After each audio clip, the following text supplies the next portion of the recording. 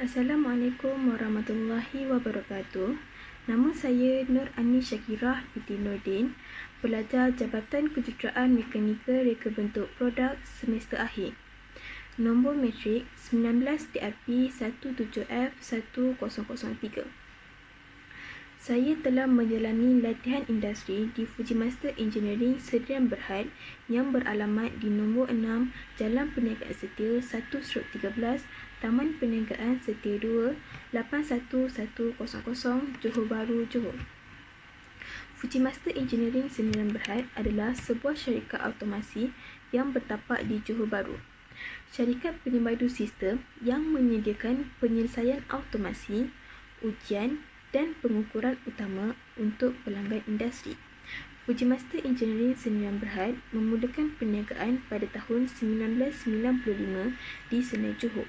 Mempunyai 3 cawangan di seluruh Asia Tenggara, iaitu di Malaysia, Fujimaster Engineering Sdn Bhd, yang kedua di Filipina, Global Intentive, dan yang ketiga di Singapura, iaitu Centronic Automation Technology.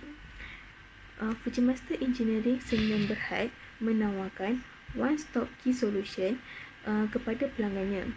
Apakah yang dimaksudkan dengan one-stop key solution ialah kami menawarkan perkhidmatan di mana kami menyelesaikan masalah pelanggan sehingga masalah itu betul-betul selesai, baru kami akan serahkan sepenuhnya projek itu kepada pelanggan. Antara projek pertama Fujimaster Engineering Sdn Bhd ialah Automated Hybrid Motor Functional Tester. Apakah yang dimaksudkan dengan Automated Hybrid Motor Functional Tester?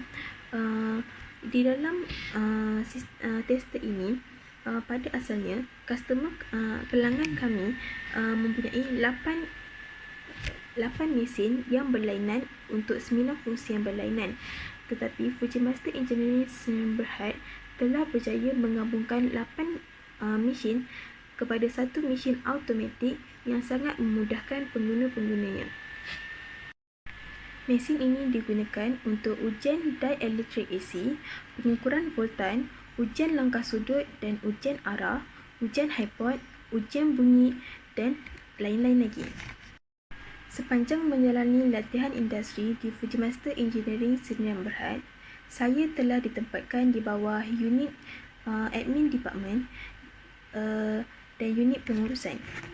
Senarai tugas yang dilakukan di dalam Fujimaster Engineering Sdn Bhd, yang pertama adalah dengan memasukkan data invoice di dalam sistem AutoCount bagi memudahkan kerja-kerja pengauditan pada masa akan datang.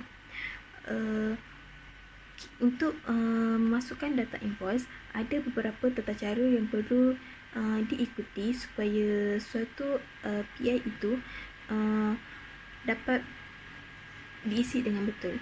Antaranya, invoice mestilah dimasukkan dengan mengikut supplier code yang betul, dan yang kedua adalah mengikut project code yang sebenar, dan yang terakhir adalah dengan mengikut purchase order sesuatu invoice. Selain itu juga, saya telah diberi kepercayaan untuk membuat user manual kepada pelanggan. Apakah yang dimaksudkan dengan user manual? User manual adalah satu buku penggunaan terhadap suatu mesin yang telah kami cipta untuk pelanggan kami. Dalam user manual ini terdapat cara-cara penggunaan, bahan-bahan yang digunakan, dan apakah langkah penjagaan mesin itu sendiri. Pada akhir Februari, saya telah diberikan kepercayaan untuk menguruskan sepenuhnya purchasing department untuk barangan projek, sama ada untuk electrical department maupun mechanical department. Antara carta alih untuk purchasing department adalah yang pertama, purchasing department akan menerima PR form daripada engineer. PR form daripada engineer akan boleh didapati di dalam PRN system, di mana PRN system ditubuhkan oleh pekerja kami sendiri untuk memudahkan sistem PR dihantar. PR form yang diterima mestilah mempunyai job daripada Head of Department setiap jabatan masing-masing. Jika suatu PR tidak mempunyai job ataupun sign daripada ketua mereka sendiri, Purchasing Department berhak menolak PR itu sendiri sehingga PR itu betul-betul mendapat approval daripada Head of Department. Setelah PR itu di-approve, saya akan memasuki sistem purchaser, di mana dalam sistem purchaser kita mempunyai berbagai button, antaranya adalah RFQ button. RFQ button digunakan untuk membuat satu list request quotation untuk diberikan kepada supplier. Secara amnya, setiap barangan yang diorder mempunyai kategori-kategori yang berbeza. Sebagai contoh, bagi Department Mechanical, kadang-kadang mereka akan mengorder barang-barang standard part maupun yang mempunyai lukisan. Mempunyai lukisan, kita mempunyai dua jenis, iaitu SPCC dan Fabrication. Fabrication seperti yang memerlukan proses turning, proses milling dan sebagainya. Manakala SPCC adalah untuk sheet metal, EG plate, dan biasanya SPCC adalah digunakan untuk seperti cover machine. Setiap kategori ini mempunyai pelbagai supplier yang berlainan mengikut kategori masing-masing. Setelah mendapat quotation daripada supplier, Purchasing Department akan menilai sama ada suatu harga itu berbaloi dengan projek itu sendiri ataupun tidak. Sekiranya tidak, Purchasing Department hendaklah berbincang dengan supplier mengenai harga yang berpatutan untuk sesuatu barangan. Sekiranya langkah ini tidak dilakukan, berkemungkinan syarikat tidak mempunyai keuntungan terhadap sesuatu mesin yang dikeluarkan. Keuntungan syarikat sebenarnya sebahagian keuntungan syarikat sebenarnya boleh diperoleh daripada Purchasing Department. Apabila Purchasing Department bijak menentukan harga sesuatu barangan, maka semakin banyak keuntungan yang boleh diperoleh oleh syarikat. Setelah supplier bersetuju dengan harga yang diminta, Purchasing Department mestilah membuka purchase order. Pada permulaan saya memegang jawatan ini, kami membuat purchase order di dalam satu sistem yang dipanggil AutoCount system, sama seperti untuk membuat invoice. Tetapi saya telah mendapati bahawa langkah ini sangat sulit kerana kita mempunyai dua sistem berbeza, iaitu sistem Thomas dan yang seterusnya adalah sistem AutoCount. Jika PR dibuat dalam sistem Thomas dan PO dibuat dalam sistem AutoCount, sebenarnya ada kemungkinan maklumat yang dibuat adalah salah. Jadi, saya telah mencadangkan kepada pihak atasan bahawa kita patut mengadakan satu sistem PO sistem dalam sistem Thomas, di mana daripada PR sistem ini kita boleh terus linkkan kepada PO sistem. Jadi tidak akan ada sebarang maklumat yang salah daripada situ. Jadi dengan ini untuk sesi pengauditan pada masa akan datang sangat memudahkan pihak accountant. Setelah membuat purchase order, Purchasing Department hendaklah berbincang dengan supplier sama ada supplier boleh mengikut masa yang ditetapkan untuk menyiapkan barang itu. Masa yang ditetapkan untuk menyiapkan suatu barangan sangatlah penting kerana apabila kita gagal mendapat suatu barang itu pada masa yang dikehendaki, berkemungkinan lead time untuk menyiapkan suatu projek sangatlah lama. Purchasing Department tidak terhenti setakat itu. Purchasing Department hendaklah memastikan segala barangan hendaklah diterima dengan keadaan yang baik. Apabila telah diterima dengan keadaan yang baik dan engineer kita berpuas hati dengan barangan yang diterima, maka barulah berakhir tugas Purchasing Department. Selain itu juga, saya telah menolong Account Department dalam melengkapkan costing untuk penyediaan audit pada masa akan datang. Apa yang saya tahu, sebenarnya Purchasing Department selama ini tidak ada yang memegang jawatan ini. Jadinya untuk melakukan costing adalah sangat susah disebabkan segala maklumat tidak disimpan dengan betul. Jadi dengan itu apabila saya belajar membuat costing, saya boleh mengetahui apakah kelemahan dalam sistem purchasing department supaya saya boleh improve segala kekurangan untuk kebaikan pada masa akan datang. Antara ilmu-ilmu mekanikal yang telah saya pelajari di Fujimaster Engineering Sdn Bhd, antaranya ialah treatment. Treatment digunakan untuk barang-barang yang mudah berkarat supaya barang itu dapat tahan dengan lebih lama. Treatment mempunyai dua jenis, iaitu clear anodized dan blue zinc. Clear anodized mempunyai dua, iaitu clear and black. Dan biasanya clear anodized akan digunakan untuk besi jenis aluminium. Manakala blue zinc mempunyai dua jenis, iaitu electronickel dan flash chrome. Aluminium juga mempunyai pelbagai jenis. Yang pertama adalah aluminium 5052, di mana aluminium 5052 adalah lebih lembut berbanding aluminium 5083